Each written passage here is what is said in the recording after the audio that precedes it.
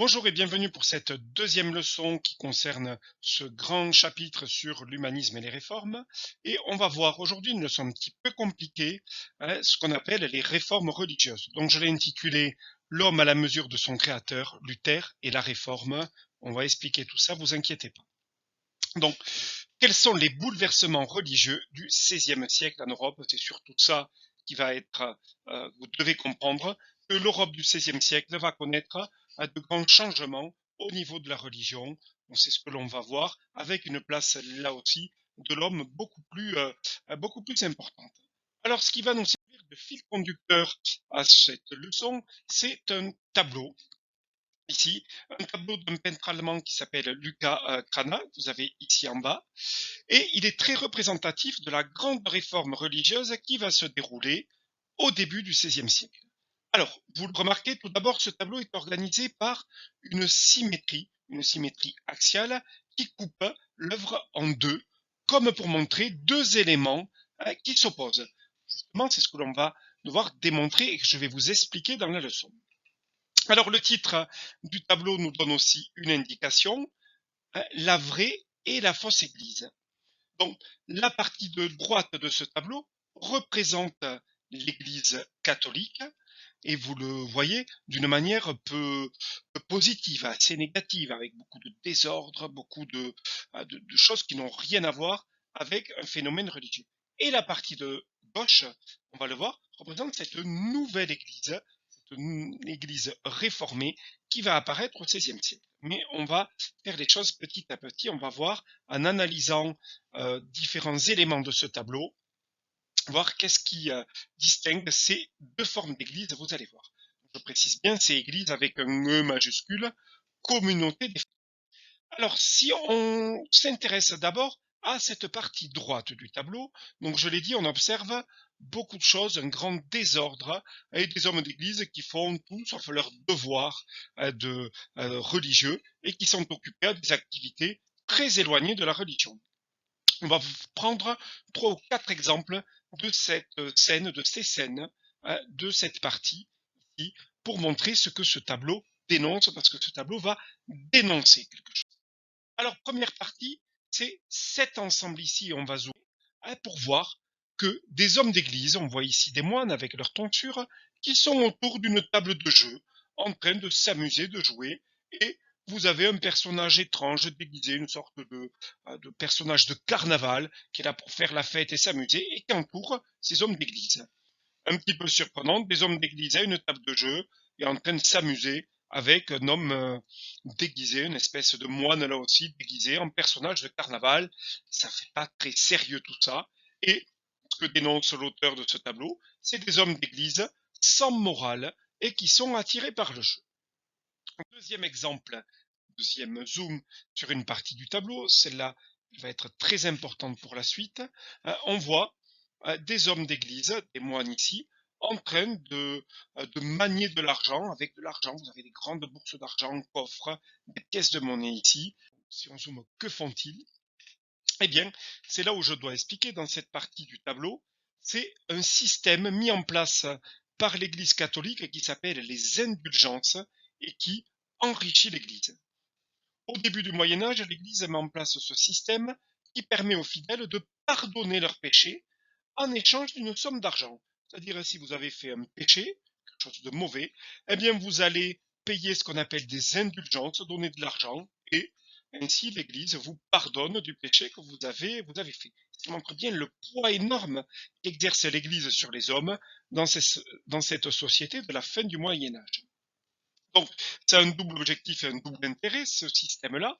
Ça permet aux fidèles d'être rassurés et de penser qu'ils vont atteindre le salut, le paradis, parce qu'ils ont été pardonnés de leurs péchés.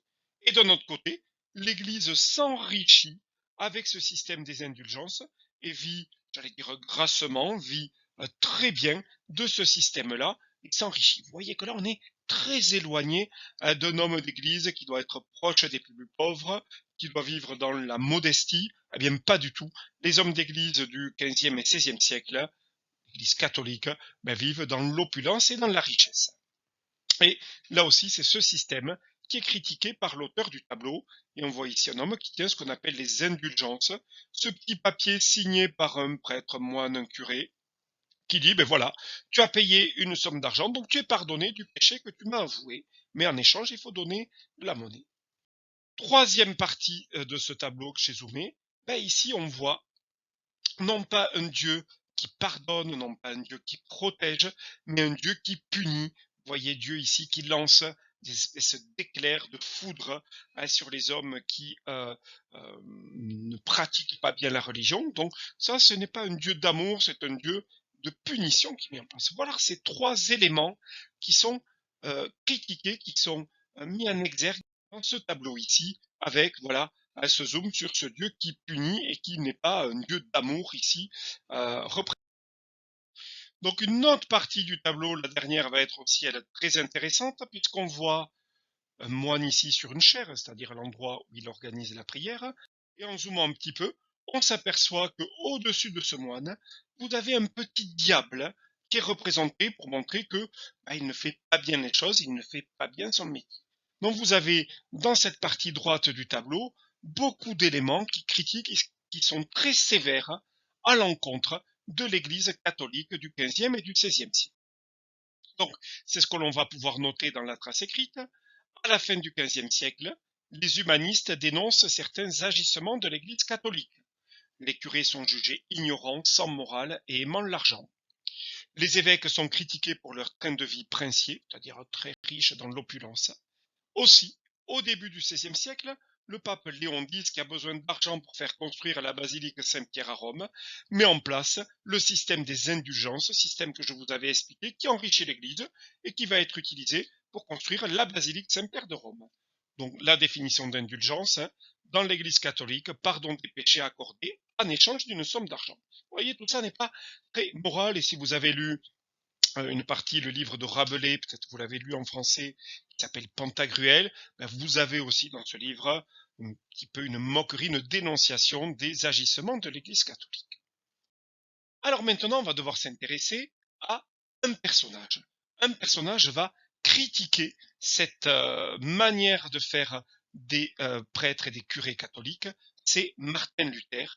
Donc, Martin Luther, dans ce contexte de défiance, un moine allemand, c'est lui, va proposer une nouvelle façon de vivre la foi beaucoup plus proche de Dieu.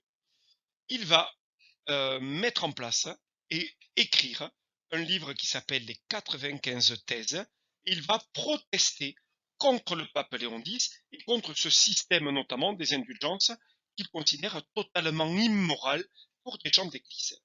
Alors cette critique de la religion catholique va lui ouvrir bien des soucis, il lui vaudra bien des ennuis, puisqu'il va être excommunié par le pape, c'est-à-dire qu'il va être exclu de la communauté religieuse. N'oubliez pas, Martin Luther, c'est un moine au départ, mais un moine qui critique tous ces agissements que l'on a vus dans la partie du tableau. Et il va être exclu de l'Église en disant on ne peut pas critiquer l'Église comme tu le fais, en publiant ce livre-là, un livre très critique, très fort contre l'Église catholique, il va être excommunié. Il va être aussi banni de l'Empire, du Saint-Empire qui est dirigé par Charles Quint. Banni, ça veut dire qu'il doit fuir, on le met dehors de l'Empire. Donc il est excommunié et il est banni pour avoir critiqué l'Église et les agissements de l'Église catholique. Malgré tout, ces idées, grâce à l'imprimerie qu'on avait vue la dernière fois, l'imprimerie va publier, diffuser les idées de Martin Luther, ses 95 thèses, ce livre qu'il écrit de critique contre l'Église catholique, et ces écrits vont se diffuser partout en Europe, et beaucoup d'hommes et de femmes vont dire, mais c'est vrai, hein, les moines, les curés, les prêtres catholiques agissent très mal, ils vivent dans la richesse, ils sont pas proches du peuple. Martin Luther a raison, il faut revenir vers quelque chose de beaucoup plus fondamental, autour des valeurs de l'Église catholique, des valeurs fortes de l'Église, et c'est ce que dit Martin Luther. Et Martin Luther dit, il faut réformer cette Église catholique qui ne ressemble pas à quelque chose qui doit être proche des hommes et proche de la foi. Voilà la situation de Martin Luther. Donc, on a dit les humanistes critiquent les insuffisances de l'Église depuis un certain temps. Mais c'est avec Luther, on l'a vu, que la critique devient plus grave. Ce moine allemand écrit en 1517 les 95 thèses, qui sont 95 critiques faites à l'Église et au pape. Alors le pape répond en excommuniant Luther, mais ses idées trouvent un écho très fort dans la population en Allemagne et ailleurs. Des princes le soutiennent et d'autres penseurs le suivent.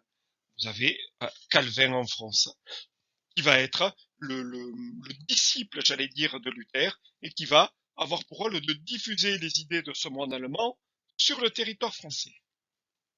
Et donc ce type d'hommes, on va les appeler les protestants, ceux qui protestent contre les agissements de l'Église catholique et ceux qui veulent la réformer. Donc on va donner le nom à cette nouvelle branche de l'Église catholique, l'Église protestante ou l'Église réformée, c'est la même chose. Donc je vous ai mis là les deux définitions, réforme protestante, mouvement critique de l'Église catholique, qui débouche sur la création de nouvelles églises partout en Europe. Il va y avoir différents courants du protestantisme, ils vont être différents de l'Église catholique. Et ce qu'on a vu lorsqu'on est exclu de la communauté des chrétiens. Donc voilà cette situation qui est mise en place. Alors, n'oubliez pas notre fil conducteur, c'est le tableau ici, qu'on va continuer à interpréter. Donc on a bien vu les critiques qui sont faites à l'Église catholique. Voyons maintenant ce que propose cette nouvelle religion, cette nouvelle réforme, cette réforme de l'Église catholique, toujours par ce tableau de Cranach ici. Alors, n'oubliez pas cette symétrie. Donc on a là l'explication du tableau. La fausse Église pour l'auteur de ce tableau, la fausse Église, c'est l'Église catholique. L'Église catholique qui n'est pas dans dans la bonne croyance, dans la bonne pratique de la religion. Et de l'autre côté, ça va être la vraie Église qui va être développée. On va voir quelques éléments pareils. On zoome sur cette partie. Eh bien, pour Luther et pour les protestants, un retour à ce qui doit être la base de la religion chrétienne. Que tient cet homme-là qui va être un pasteur? Il va tenir la Bible. La Bible va être le seul livre utilisé par les protestants. Alors que les catholiques utilisent, oui, la Bible, mais les évangiles, les écrits, les lettres des apôtres, etc., on s'y perd un peu dans tout ça. Pour les protestants, un livre unique pour pratiquer la religion, la Bible. Et d'ailleurs, il l'écrit, Luther, il veut revenir au fondement de la croyance, et il dit, nous avons tous le même baptême, le même évangile, la même foi, et nous sommes tous égaux comme chrétiens. La foi seule suffit à un chrétien.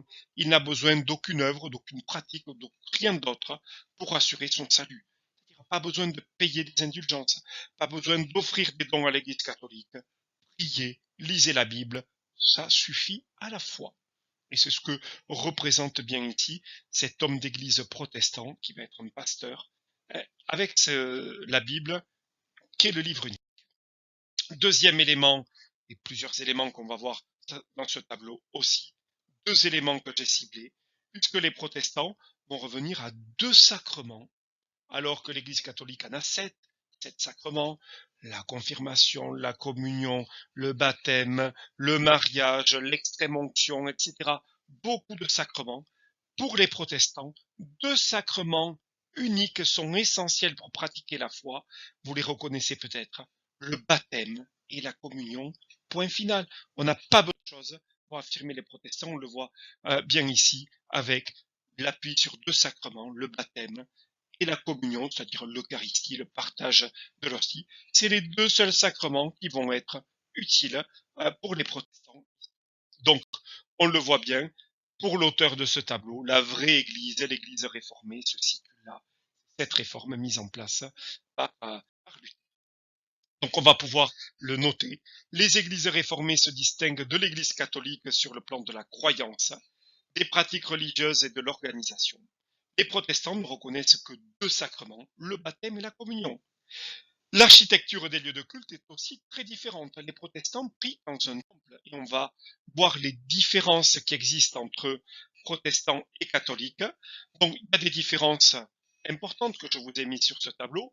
Par exemple, les catholiques font la messe en latin. Vous l'avez ici, la langue qui est pratiquée, c'est le latin. Alors que pour les protestants, la langue des fidèles, c'est la langue du pays où on se trouve. Pourquoi font-ils ça? Parce qu'ils veulent que la parole du pasteur soit comprise par tous les fidèles. à l'époque, au Moyen-Âge, ceux qui allaient à l'église, eh bien, ils écoutaient la messe en latin, et ils comprenaient rien du tout. Donc, la diffusion de l'église de la parole de Dieu était terrible et pas compréhensible. Pour Luther, la langue doit être compréhensible de tous, donc c'est la langue nationale. Si on fait la cérémonie en Allemagne, c'est l'allemand, en France, ça va être le français, en Italie, l'italien, on s'adapte à la langue des fidèles. Et autre changement aussi, hein, ça va être que les catholiques reconnaissent le pape comme chef. Pour les protestants, il n'y a pas de chef. Beaucoup plus de simplicité, pas quelqu'un d'où va partir les ordres, pas de chef. L'important, c'est de croire et de pratiquer. Et le dernier exemple, peut-être celui que vous connaissez un petit peu, eh bien, les prêtres et les hommes de religion catholique ne peuvent pas se marier, ils doivent être célibataires, alors que pour les protestants, le mariage est possible, il n'est pas interdit dans la pratique religieuse, beaucoup moins de contraintes. Alors je parlais aussi de l'architecture. Ici, nous avons ce qu'on appelle un temple protestant. Donc c'est à Charenton, c'est en région parisienne. Ici, un temple du XVIe siècle. Alors, il existe toujours ce temple à Charenton. Il y a un temple protestant. Vous voyez, beaucoup de simplicité, pas des grands vitraux comme on voit dans les églises, pas de l'or, pas des croix en or massif ou en argent. Eh bien, peu de décoration. L'important, c'est quoi? La prière. Et pas besoin d'offrir à Dieu ou d'offrir aux évêques, aux prêtres beaucoup de biens. L'important, c'est la prière. Et on voit une salle toute simple, des fenêtres, des poutres ici pour tenir la salle, et pas de fioritures, pas de grandes décorations, beaucoup de simplicité. De l'austérité, un peu de tristesse. Pas ça, de l'austérité, de la simplicité. L'important, comme le dit Luther, c'est la foi. Donc ce que l'on vient de voir va se traduire cartographiquement par de grands bouleversements religieux en Europe. Qu'est-ce qu'on va remarquer? Eh bien, certains États vont adopter les paroles de Luther et vont développer le protestantisme. Ici va se développer, notamment dans une partie du Saint-Empire, dans l'Europe du Nord, aux Pays-Bas, en Écosse. Vous allez avoir des États qui vont rester dans la religion catholique.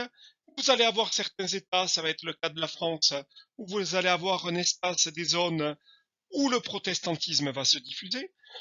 Vous allez avoir des États où le protestantisme va être quelque chose d'un petit peu différent, avec une branche différente du protestantisme. Ça va être en Angleterre avec les anglicans.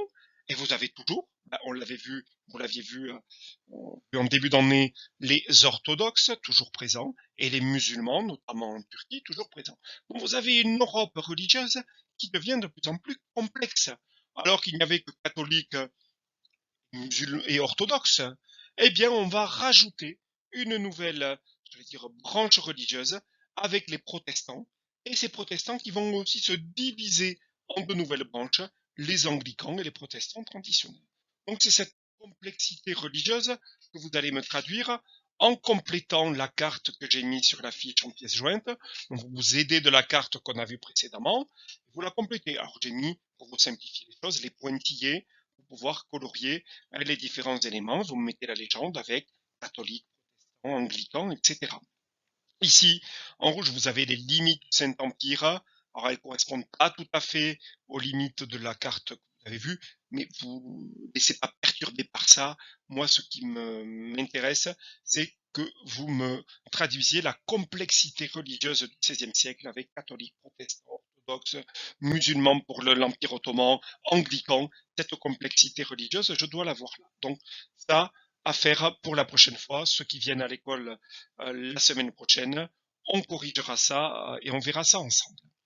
Donc on va pouvoir conclure en disant la réforme de Luther de 1517 modifie la carte de l'Europe religieuse au XVIe et XVIIe siècle. Donc face à ces multiples changements, l'Église catholique va devoir réagir. Par exemple, des États vont officialiser la pratique du protestantisme, d'autres vont refuser d'accepter des protestants sur leur territoire. Et au XVIe siècle, catholiques et protestants vont donc s'affronter lors de ce qu'on appelle de guerres de religion, qui était traduit dans la carte par cette complexité. Des États vont accepter des protestants, des États vont refuser, des États vont dire chez nous c'est le catholicisme, point final, tout ce qui est protestant, on les refuse. Donc, ça va un petit peu créer des tensions religieuses en Europe. Donc on va voir dans la prochaine leçon comment l'Église catholique va-t-elle réagir face à cette menace pour elle du protestantisme. Donc bon travail et on se retrouve pour la leçon 2 qui fait suite à celle-là.